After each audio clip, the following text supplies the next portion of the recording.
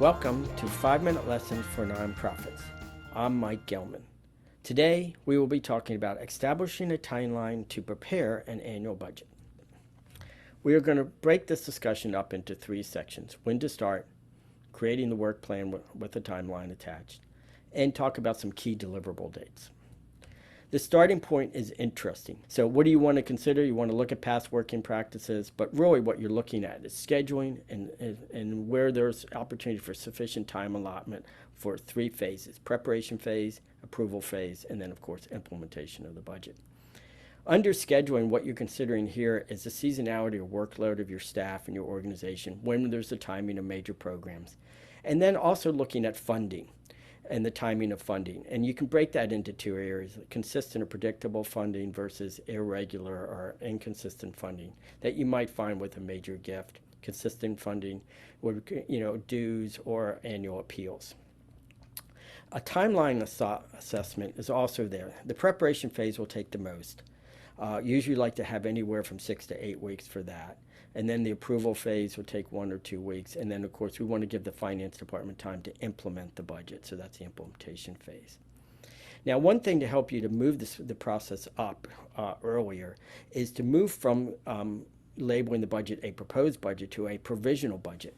This gives you the opportunity to lower the temperature in the room and go through an affirmation process later in the year. So we'll benefit from preparing the budget earlier so we can have more time to consider it, and then we can revisit that later in the year and move from a provisional budget to a proposed budget. Now, let's break the actual timeline up. We're going to break that up into 7 segments, and we're going to start with a kickoff meeting. This gets everybody in the room together at the same place, sets a tone, and we can also talk about things like our targets for the bottom line, line up strategic plans and such. From this, we'll move into the first draft. I like when we only have a first draft, a second draft, and then go to a final pretty quickly and not do too many drafts. So it's important with these only a few drafts to highlight themes for the drafts. And the theme for the first draft should be the selfish draft, because here individuals are able to go off and work on their budgets, be creative, and think about things that they can do that would implement and help align with the strategic plan. Don't expect that first draft of the budget to balance. What we want to do is we want it to be as complete and have everything we can inside of it, so when we start to look at the bottom line in the second draft, we can start to do alignment. So this draft, this will be the part that takes the most. Usually allow 4 weeks, 1 month, 30 days. So there's a concise starting point and ending point. I like to start if possible at the beginning of the month and end at the end of the month. Now, coming out of those first draft budgets, this is where we do our first sets of individual budget interviews. And these are important. We want to listen to what they put into the budget, understand that. But also we want them to start to think about aligning their budget with the whole organization. We can go back to these individuals and say, hey, we're close, good input. But what if you were to institute these changes over a 2-year period instead of a 1-year period or such? And so this is the second draft. It's starting to align up. And I also like to bring in at this point an early look at the treasurer or the board chair. It gives them a chance to say why we're still working, to get some of their input and to see some of the challenges. Now, when we go to that final proposed budget or the last draft, here's where the C-suite, the executive director, has to make those final calls and to make those tough choices to really get that budget into the right spot. So first draft takes about 4 weeks, and then each of these other steps takes about 5 days to a week for these. So we'll get to the final draft. So that'll get us at 6 to 8 weeks in.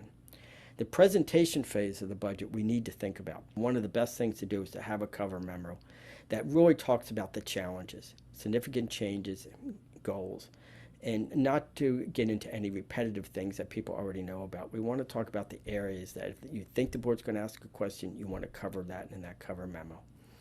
And then you also want to think about the approval process and going through a logical, comfortable way. If you have a treasurer and a finance committee and you're going through those, be able to script those out, also be able to time those out and align those in the timeline.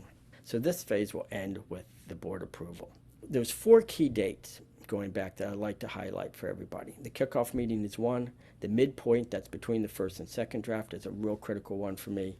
And then know when that final proposed budget date has to be out there so the board can view it. And of course, you'll have the final board approval date. To wrap up, putting upfront time and thoughtful time into the budget preparation work plan and timeline will really benefit the whole process and make it more efficient and predictable and be able to visualize the journey of preparing a budget. That's it for today. Please visit the website at SE4Nonprofits.com. See you next time.